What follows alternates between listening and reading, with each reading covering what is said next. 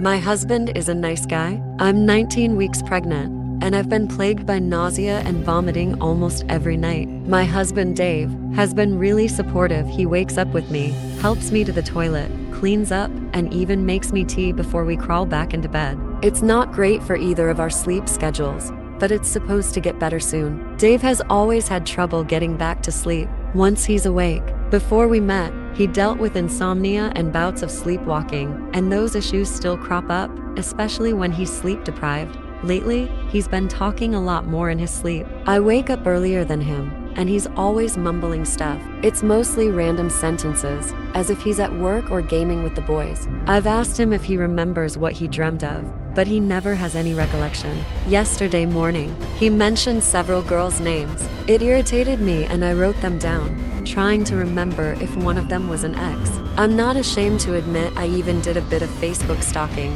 When I confronted Dave after work, he laughed. He said he had a dream of us trying to come up with girls' names. I pouted a bit, not believing him at first, but he's always so reassuring. We've gone over names but haven't found one that both of us love. He suggested we should brainstorm 10 names each and see if there's any overlap.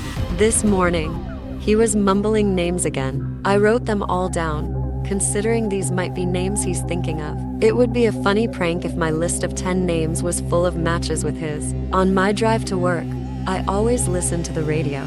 After the top 5 hits, an announcement came on about 2 missing women. Rachel Moretti and Camila Lopez were last seen Saturday night, said the announcer. The names Rachel and Camila stuck with me, but I couldn't pinpoint why. Pregnancy has made me a bit absent-minded. It wasn't until I was parked that I remembered. Dave had said their names today in his sleep. It's weird how the brain works. I would have missed it if it wasn't for the janitor tearing down old ads from the bulletin board. Under ads about dog sitting and mattress sales were old missing person posters. Alia, Destiny, Sunny, each one was a match. A match to the names whispered by my husband while he was asleep. I want to believe it's a coincidence. I want to forget I ever saw those posters, those faces. I knew that black strand of hair on his shirt wasn't mine. The drops of blood on his shoe weren't from a nosebleed. The glob of flesh in the garbage disposal wasn't rancid pork. I knew all of this when I went home tonight and made ribs with green beans. I said,